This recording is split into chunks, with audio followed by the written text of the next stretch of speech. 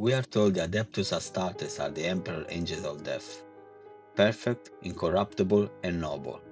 They are painted as demigods, but the Imperium is a decaying beast, and the truth is far more uglier. In the latest video, we looked at some of the darkest loyalists in the Imperium, but the rabbit hole goes even deeper. What if some of the Imperium's most terrifying monsters aren't traitors at all, but loyal servants?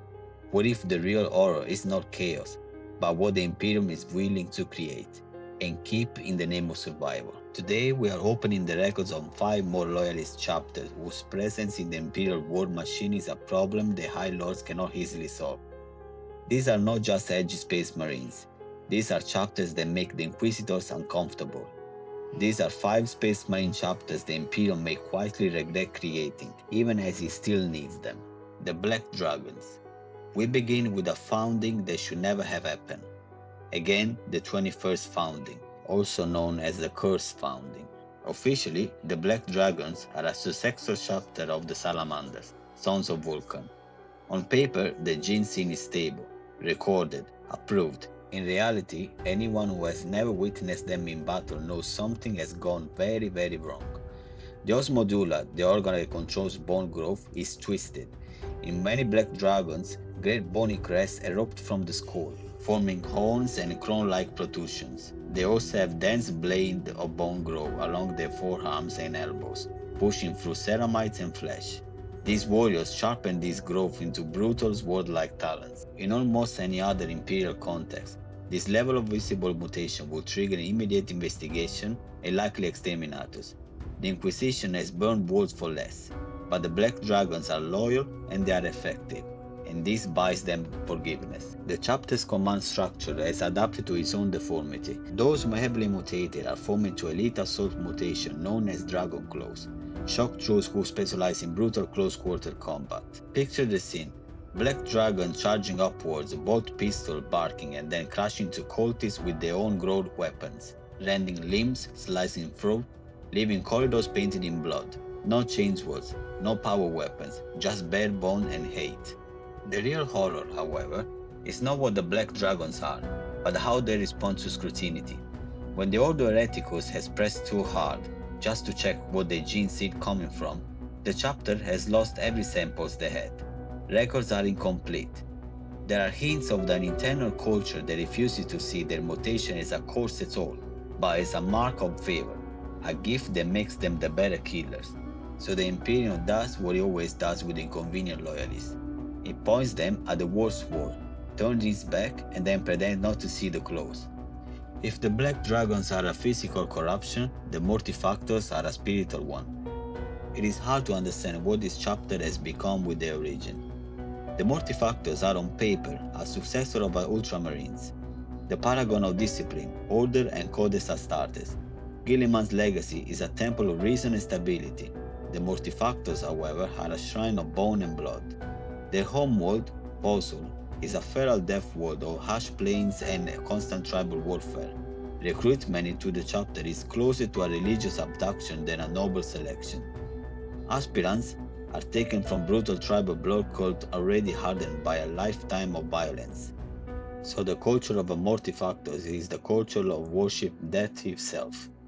Where other ultramarine successors build immaculate fortress monasteries, the Mortifactors they build bone shrines. There are literally bones and skulls everywhere. The chapter reveres their ancestors, but reverence here means something very different. The skulls of honor that are often worn, displayed, and even integrated into their armor. Sergeants march to war with skulls mounted on their pauldron or chained to their beds, a constant clacking reminder of mortality. They take grim pride in consumption of their dead. Yes, you heard that right. They are cannibals. Not merely in the ritual consumption of gene seed as every other chapter does, but in the full corpse rituals, blood drinking, marrow feast, rites that fuse tribal cannibalism with Astartes tradition. To an outside observer, it is horrifying. To the Mortifactors, however, it is sacred. This goes beyond aesthetic.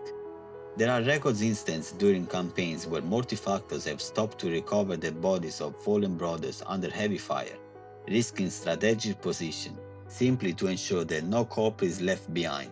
Their obsession with death and remains can compromise pure military logic. From the Imperial perspective, this is embarrassing. When the spiritual heirs of Guilliman behave more like savage world eaters with a skull fetish, it undermines the propaganda image of the Ultramarines gene line. Yet the Mortifactors get results. They are fearless in siege warfare, comfortable in fighting across cope-choked trenches. In a galaxy where death is the only constant, the Imperium cannot easily discard men who worship it so effectively. The Minotaurs. The next chapter is not a genetic mistake or a spiritual aberration. It is something potentially worse. The Minotaurs are one of the most mysterious loyalist chapters in the modern Imperium. Their exact founding is unknown. Their gene's origin is classified, debated, or obscured. Some rumors claim they are built from the blood of the traitor legions, Aryan warriors and world eaters, reconditioned to be served the Imperial will. What we do know is this: the Minotaurs are well supplied to a degree that borders on obscene. In an age of scarcity, when most chapters fight and die in rusting Mark VII plate, the Minotaurs deploy in flesh-forged armor with relics and advanced war gear. Their fleet is powerful, their armories are full, and replenishment is suspiciously fast. This level of sourcing, it does not happen on accident. Someone powerful wants the Minotaurs fully armed at all times, and we know why. While the other chapters defend humanity from Xenos, the Minotaurs are often deployed on one specific role: suppression and destruction of other Imperial forces. They have become infamous as the High Lord's executioners. Do you remember the Badab War? Okay, the Minotaurs were unleashed against the Astral Claws and their allies, in this case the Lamenters as well. Their modus operandi was brutal, direct, and utterly unconcerned with collateral damage. They butchered the Lamenters, a tragic chapter already cursed with misfortune as we talked about in the part 1, with such a mythological ferocity. Their campaign reads less like a war and more like an extermination. Their own internal culture reinforces this role. They are very aggressive and they don't really care about other chapters, and they are fanatically loyal to the High Lords as an institution rather than any particular ideal of the Emperor. From a certain point of view, this is exactly what the High Lords want. A chapter with no destructive nobility, no sentimental attachment to Brothers Astartes, a chapter that functions as a living compliance forces, even though they question them sometimes, and they're willing to pick a fight even with Custodes, which has already happened by the way almost. But consider what this means. The Imperium has decided that it needs an internal death squad of Astartes to keep other Astartes in line. The Minotaurs are a living proof that the Imperium does not trust its own angels. If the Minotaurs are called professional, our next chapter represents the absolute worst traits of humanity: pettiness, cruelty, and spite. Enter the Marines Malevolent. If there is a chapter that deserves to be called traitors, it is them. They are not corrupted by chaos. They are simply corrupted by their own arrogance. They believe that the ends always justify the means, and they pursue victory with an incredible disregard for life that makes even the Inquisition pause. Their reputation is built on a collateral damage. To the Marines Malevolent, Imperial citizens are not souls to be protected. They are obstacles, or worse, bait. Now I know that in Warhammer 40k everybody's evil as being Grimdark universe, but they're really asshole. And I give an example. The most infamous example of that doctrine occurred during the Third War of the Armageddon. The Marines Malevolent found themselves fighting orcs near a refugee camp housing thousands of Imperial civilians. The orcs were using the refugee camp as a cover. A noble chapter maybe would have held the line to protect the innocent. The Marines Malevolent instead, they did not hold the line. They called in a bombardment directly on the refugee camp. They slaughtered thousands of men, women and children just to kill the orcs among them. This is not an isolated incident. There are no scavengers stealing war gear from loyalist chapter and looting battlefield on their allies. They have almost no friends in the Adeptus Astartes. So why do they still exist? Why hasn't the Imperium declared them traitors? Because they win.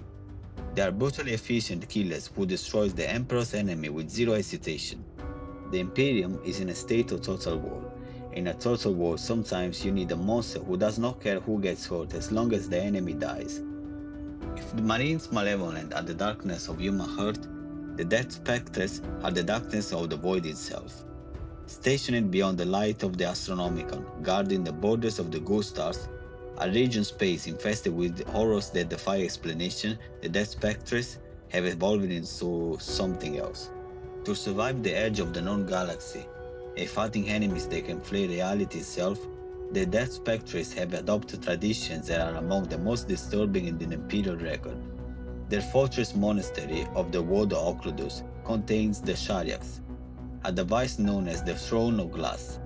It is a piece of Xenos technology, possibly of Drukhari or even older origin, that slowly drains the life force of whoever sits upon it. Yet, the chapter master must sit on it. It is the only way to power the psychic shifting of their fortress. The leaders of the chapter do not die in glorious combat, but they die in agony, sacrificing their souls of Xenos chair to keep the chapter alive. But it gets worse. The Death Spectres suffer from high attrition rates, and to maintain their numbers from Terra, they have established breeding wards. These are not standard recruitment wards where strong youths volunteer. These are planets where the population is carefully managed and cooled and forcibly bred to produce suitable aspirants. Women are treated as a little more than biological stock, tasked with birthing the next generation of potential Astartes. The Imperium claims to value humanity, yet here is a loyal chapter running what is essentially concentration camp for breeding stock. They are the watcher of the wall, but in their isolation they have forgotten what they're watching for. They preserve humanity by reducing it to cattle. The Death Spectres prove that in the dark corners of the galaxy, loyalty can look exactly like a nightmare. So here we are, mutants weaponized by forbidden Gen Z tempering, death-worshipping cannibals, the High Lord's personal executioners, arrogant child killers, and wardens who farm human-like animals. These are not rogue warbands in the eye of terror. These are loyalty space marines recognized, supplied, and deployed by the Imperium. And that is the real horror. So I will leave you with this question. Which of these chapters is the biggest mistake?